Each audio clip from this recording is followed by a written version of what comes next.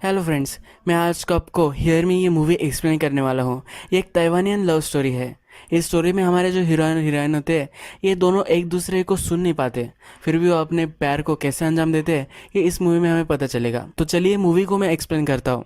इस फिल्म के जो नाम है ये ताइवानीज है, तो इसलिए इस मूवी के कैरेक्टर्स को मैं नाम दे दूंगा। हीरोइन का नाम हम डेजी रखेंगे और हीरो का नाम सीड रखेंगे। मूवी स्टार्ट होती है और हमें हमारा लीड कैरेक्टर दिखती है। डेजी एक कंपटीशन में आई हुई होती है। अपनी सिस्टर को सपोर्ट करने के लिए वो वहाँ आती है। अपनी सिस्टर के वो इमेजेस वगैरह निकाल रही होती है। उसकी जो सिस्टर होती है वो स्विमिंग करना उसे अच्छा लगता है, तो इसीलिए उसकी आज कंपटीशन होती है, उसे वो सपोर्ट कर रही होती है। ये जो कंपटीशन ख़त्म हो जाती है तो वहाँ सीड आता है। सीड के जो पेरेंट्स होते हैं वो एक रेस्टोरेंट ओन करते हैं और सीड उनके लिए डिलीवरी का काम करता है। इसलिए अब कंपटीशन हो चुकी है तो डेजी अपने सिस्टर के लिए कुछ खाना वगैरह मंगवाती है। सीड जब वहाँ पहुँचता है तब डेजी और उसकी सिस्टर साइन लैंग्वेज में बात कर रहे होते हैं। सीड को डेजी देखते हुए पसंद आती है। वो उसके पास जाता है और बॉक्सेस की प्राइस वगैरह कहता है। वो कहता है कि तुम हैंडीकैप्ड हो, यानी कि उसे बोलना नहीं आता, इसी वजह से वो प्राइस भी कम कर देता है। डेजी फिर वहाँ से चली जाती है। वो लेट हो रही होती है। डेजी के सिस्टर के पास वो आता है। सीड उससे पूछता है कि डेजी यहाँ से क्यों चली गई। वो कहती है कि वो इस टीम में नहीं है, उसका काम था, वो जॉब के लिए जाना चाहती थी, इसलिए वो चली गई। जब डिलीवरी करके सीड बाहर आता है तो किम का थोड़ा सा एक्सीडेंट हो जाता है। अपनी बाइक से वो गिर जाती है, इसलिए उसे कहता है कि मैं अब तुम्हें हॉस्पिटल लेकर जाऊंगा। ये दोनों साइन लैंग्वेज में बात करते हैं क्योंकि सीड को साइन लैंग्वेज आती है। इस मूवी जो है, ये जो मूवी है, यहाँ डेजी, सीड और डेजी की सिस्टर, ये तीनों जब हो गए तो जो सीन वहाँ आएंगे ये सब साइन लैंग्वेज में होंगे। सीड फिर डेजी को हॉस्पिटल तक पहुँचा देता है। वो उससे उसका ईमेल आईडी भी पूछता है। वो रात में चैट कर सकते हैं, इसके लिए वो उससे मांग रहा होता है।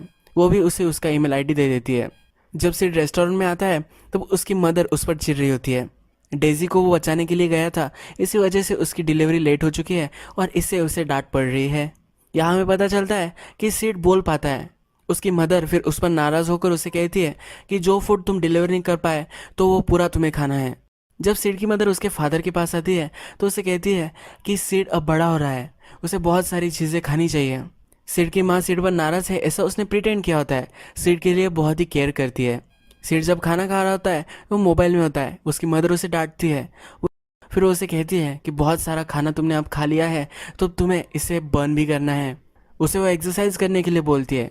वो उसे कहती है कि जब मैं यंग थी मैं भी स्लिम ट्रिम थी, पर अब मोटी हो चुकी हो, तुम्हें अपना ख्याल रखना है। नेक्स्ट सीन में हमें दिखता है कि सिड एक जगह जाकर अपने जो पार्सल होते हैं वो सेल कर रहा होता है। खाने का जो डिब्बा होता है वो एक उसने बचा कर रखा होता है। डेजी फिर उसे मिलती है। ये अनएक्सपेक्टेड होता है। सिड फिर उससे पूछता है कि कल मैं ऑनलाइन था, मुझे तुम कहीं नहीं दिखी। वो कहती है कि कल मैं काम कर रही थी, मेरी नाइट शिफ्ट थी।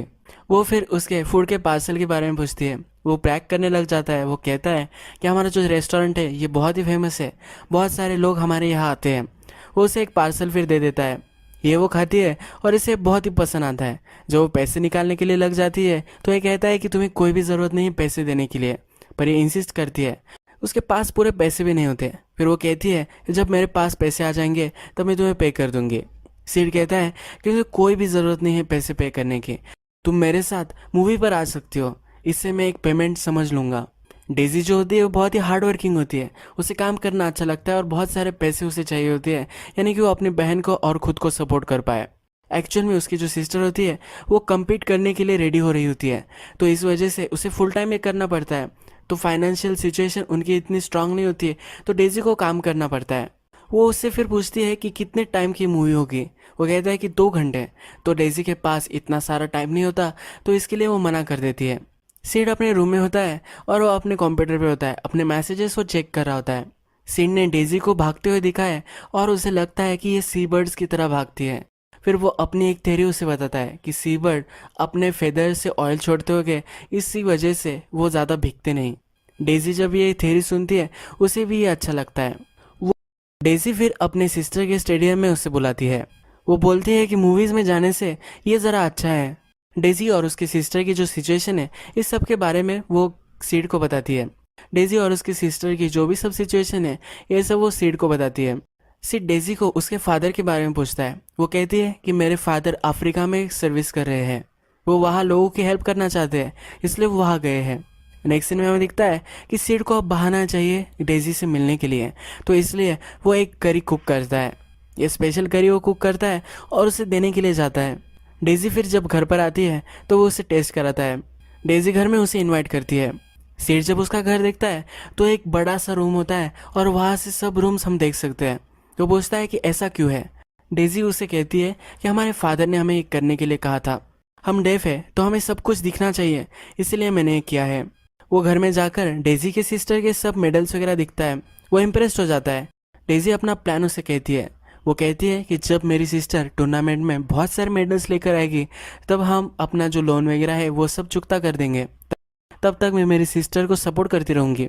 डेजी को सीड को पे करना होता है जो भी उसके लिए वो खाना लेकर आता है, तो इसलिए वो एक ड्राइंग बनाती है।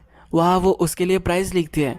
सीड कभी भी उसे अपने जो मील होता है उसकी प्राइस नहीं बताता। डेजी को फिर लेट हो रहा होता है तो वो कपड़े चेंज करने के लिए चली जाती है। सीड ये देखकर ज़रा अनकंफर्टेबल होता है और उसके नाक से खून आने लग जाता है। जब डेजी काम पर आती है तब उसके साथ ही सीड आता है। डेजी फिर काम पर आती है। ये जो काम होता है वो एक स्ट्रीट पर खड़ी होती है। वो स्टैचू ऐसा प्रिटेंड करती है और जब लोग उसे पैसे देते हैं तब उनके लिए ज़रा परफॉर्मेंस करती है। इस स्ट्रीट पर फिर डेजी स्टैचू बन जाती है। सिड को आइडिया आता है। सिड उसे कहता है कि अब तुम स्टैचू बन चुकी हो तो मैं तुमसे बहुत सारी बातें कर सकता हूँ। हम दोनों को कभी भी ऐसा अकेला टाइम नहीं मिलता। तुम हमेशा बिजी रहती हो इसलिए हम बात नहीं कर पाते, तो मुझे जो भी कहना है वो मैं तुमसे कह सकता हूँ। वो कहता है कि तुम बहुत ही अच्छी हो, तुम अपने सिस्टर के लिए ये सब कर रही हो, तुम्हारा अपना इसमें कुछ भी नहीं है, तुम्हारा हार्ट बहुत ही अच्छा है। वो डेजी को पसंद करने लग जाता है। सीड स्ट्रीट पर डेजी के साथ ही पूरे टाइम तक रुकता है। जब उसका ये काम खत्म हो जाता है तब ये दोनों खाना खाने के लिए जाने वाले होते हैं। डेजी उसे कहती है कि आज मेरी तरफ से ये ट्रीट है। फिर दोनों एक अलग प्लेस पर आते हैं। वहाँ आकर सीड एक ऑर्डर देता है। बहुत सारा खाना वो खाते हैं। डेजी कहती है कि बहुत अच्छा आज मुझे खाना मिला है, मैं बहुत ही सेटिस्फाइड हो चुकी हूँ। ये जो प्लेस होता है ये बहुत ही क्राउडेड होता है, तो यहाँ बहुत सारे कस्टमर वेट कर रहे होते हैं। तो फिर वहाँ का ओनर आकर उसे बिल दे देता है।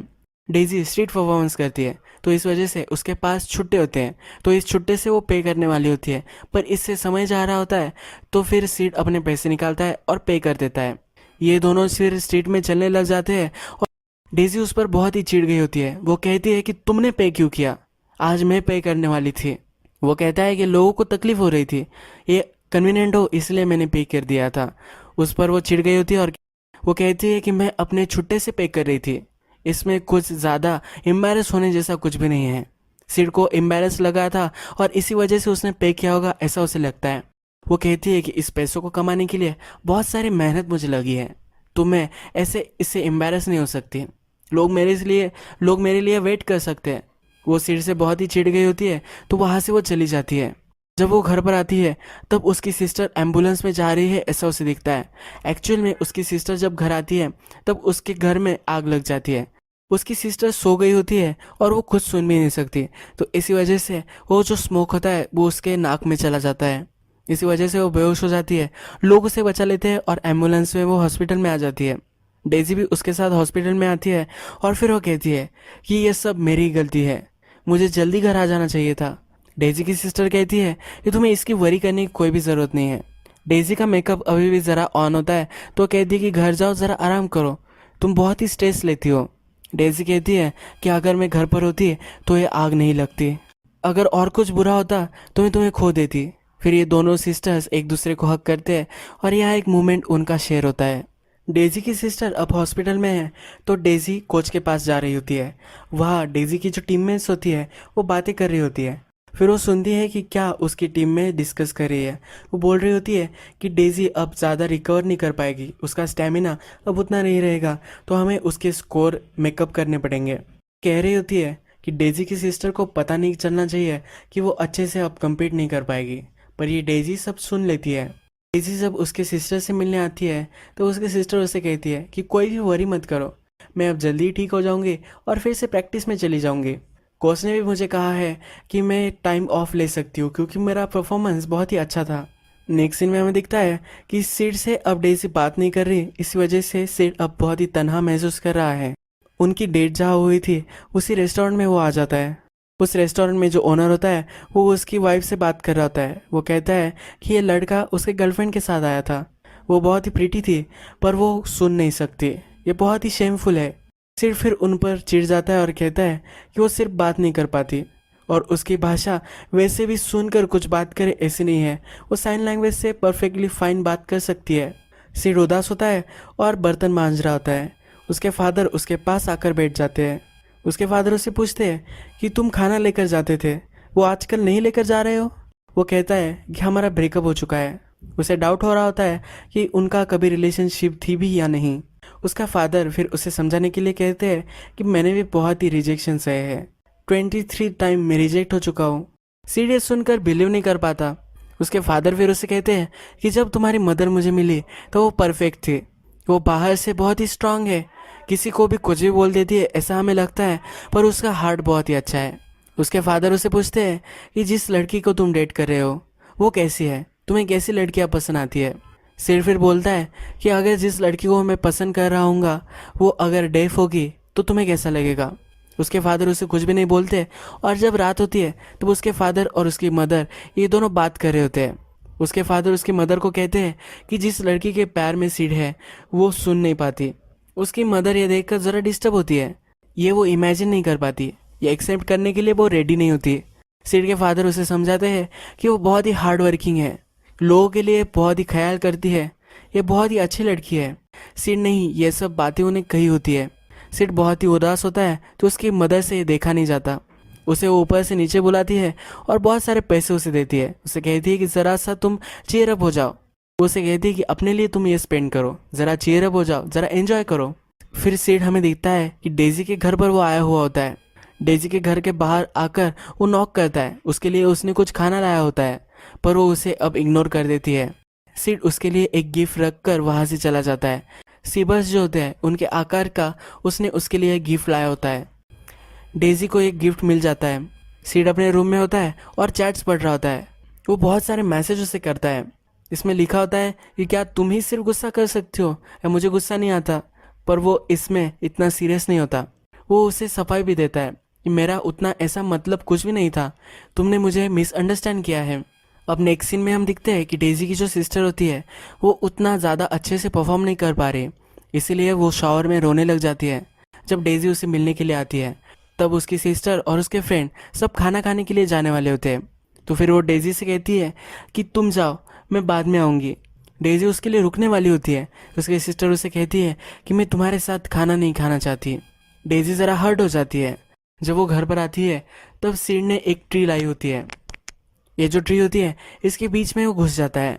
वो फिर डेजी को मैसेज सेंड करता है और कहता है कि इस वर्ल्ड में बहुत सारे पेड़ काटे जा रहे हैं, इससे एनिमल भी मर रहे हैं, इससे बहुत बड़ा एपोकलिप्स आ सकता है, तो इसलिए प्लीज़ मुझे तुम अपने घर में लेकर आओ। फिर डेजी उसे कहती है कि क्या तुमने कभी सोचा है कि तो हमारी रिलेशनशिप वर्कआउट नहीं कर पाएगी, अगर मुझे एपोकलिप्स रोकना ही नहीं होगा तो क्या? ये कहकर फिर वो घर में चली जाती है। जब बहुत रात हो जाती है तब लेट उसकी सिस्टर वहाँ आती है। सिस्टर ड्रंक होकर घर पर आई हुई होती है। डेजी उससे कहती है तुम ये क्या कर रही हो, तुम्हारा प्रैक्टिस का क्या, अभी अभी तो तुम रिकवर हुई हो, तुम इसे पानी में क्यों डाल रही हो? उसे कहती है कि तुम्हारे ड्रीम्स को तुम ऐसे दबा नहीं कर सकती। उसकी सिस्टर उसे कहती है कि तुम मेरा ड्रीम चुरा रही हो, तुम मेरी केयर करती हो, मेरे लिए ही जीते हो, तुम्हारे ड्रीम का क्या? तुमने अपने ड्रीम को मेरे ड्रीम में शामिल कर लिया है। मैं हमेशा के लिए तुम्हारे लिए मेडल्स नहीं ला पाऊंगी, फिर क्या होगा? तुम्हें अपनी लाइफ जीनी चाहिए, अपने बारे में तुम्हें सोचना चाहिए। डेजी अपनी सिस्टर को बैठाती है और कहती है कि जब हम दोनों छोटे थे तो तुम्हारे क्लासमेट जब तुम्हें मारते थे तब तुम सहन कर लेती थी, जब मेरे क्लासमेट मुझे बुली करते थे तब उनसे तुम झगड़ जाती थी, उन्हें तुम मारती थी। हम दोनों एक दूसरे का ख्याल रखेंगे। वो उसे कहती है कि नेक्स्ट जन्म में भी अगर मुझे चॉइस मिली तो मैं तुम्हें ही मेरी एज ए सिस्टर पाना चाहती हूँ। रात में सिड फिर डेजी को मैसेज करता है और कहता है कि हम सुन नहीं पाते, इसी वजह से क्या हमारी रिलेशनशिप वर्कआउट नहीं होगी? डेजी इसका जवाब नहीं देती। नेक्स्ट डे डेजी और उसकी सिस्टर एक म्यूजियम में आते हैं। डेजी ज़रा खोई खोई सी उसकी सिस्टर को लगती है। डेजी की सिस्टर उससे कहती है कि क्या तुम्हें याद है मॉम तुम्हें वाटर बर्ड बुलाया करती थी? डेजी कहती है कि एक लड़का है वो भी मुझे वाटर बर्ड कहता है। वो उसे कहती है कि क्या ये सीढ़ी है? वो फिर उसे कॉम्प्लीमेंट करती है। वो कहती है कि तुम दोनों की जोड़ी बहुत ही अच्छी है। डेजी उसे कहती है कि मैं उसे डेट नहीं करूँगी। वो सुन नहीं पाता। इस मूवी में जब डेजी और सीड की जो भी कन्वर्सेशन हुई थी ये साइन लैंग्वेज के थ्रू ही हुई थी और इसे पता नहीं है कि सीड बातें भी कर सकता है। डेजी की सिस्टर उसे पूछती है कि क्या तुम उसे लाइक नहीं करती। फिर डेजी कहती है कि हमेशा उसके बारे में ही सोचती हूँ। डेजी की सिस्टर उसे बोलती है कि तुम्हें लग रहा है कि तुम्हारे बीच में जो सिचुएशन है वर्कआउट नहीं हो पाएगी क्योंकि वो सुन नहीं पाता, पर ये सही नहीं है। तुम्हारे लाइफ में मैं ही तुम्हारा सब अटेंशन लेकर जा रही हूँ, मुझ पर तुम बहुत ही टाइम इन्वेस्ट करती हो। तुम्हें अब मुझे इंडिपेंडेंट होने देना चाहिए। कभी ना कभी तो तुम्हें मुझसे दूर जाना ही पड़ेगा और मैं हमेशा के लिए कम्पीट नहीं कर पाऊंगी, तो तुम्हें अपने आप के बारे में सोचना चाहिए। मैं भी परफेक्टली कैपेबल हूँ जो अपने बारे में सोच सकती हो। एक सीन में हमें दिखता है कि सीड अपने रेस्टोरेंट में आता है। उसके मदर फादर जो होते हैं उनके पास एक इन्वेलप आया हुआ होता है। ये डेजी का इन्वेलप होता है। सीड जब डेजी के लिए खाना लाता है तो डेजी ने जो भी खाना खाया होता है उसका सब बिल इस इन्वेलप में होता है। जो स्केचेस उन्हें बनाए होते हैं वो भी इसमें होते हैं। उसके मदर एंड फादर फिर कहते हैं कि जाओ उसे तुम फिर से पालो। वो कहता है कि इसमें पॉइंट क्या है, तुम उसे एक्सेप्ट नहीं कर पाओगे। इसके मदर और फादर फिर कहते हैं कि हमें जल्द से जल्द साइन लैंग्वेज सीखनी चाहिए। ये दोनों रेडी होते हैं as a daughter in law उसे स्वीकार करने के लिए। सीड भी इसके लिए बहुत ही एक्साइटेड हो जाता है और उसे पाने के लिए जल्दी जल्दी भाग कर जाता है। डेजी अपने सिस्टर के स्विमिंग पूल के यहाँ होती है और सीड फिर वहाँ जाता है। डेजी दूसरी तरफ देख रही होती है। फिर सीड उसे कहता है कि मुझे मेरी मदर और फादर से तुम्हें मिलवाना है क्योंकि मैं तुम्हें प्यार करता हूँ। एज अ बॉयफ्रेंड गर्लफ्रेंड हमें रहना चाहिए, ये उसे यहाँ जताता है। डेजी जब उसे देखती है तब ये साइन लैंग्वेज में बात करता है। वो कहता है कि मेरे फादर और मदर से तुम्हें मिलवाना है। वो पूछते हैं कि क्यों। वो कहता है कि मेरे रेस्टोरेंट में मैं तुम्हें जॉब देना चाहता हूँ। ये और ही कुछ बोल देता है, उसे जो बोलना होता है ये बोल नहीं पाता। वो पूछती है कि मदर और फादर से फिर क्यों मिलवाना चाहते हो। वो कहती है कि मैं सुन नहीं पाती, इससे कुछ प्रॉब्लम तो नहीं होगा। वो कहता है कि जब तुम्हारा हार्डवर्क देखेंगे तब उन्हें पता चल जाएगा। वो फिर उसे अपने रेस्टोरेंट में लेकर आता है।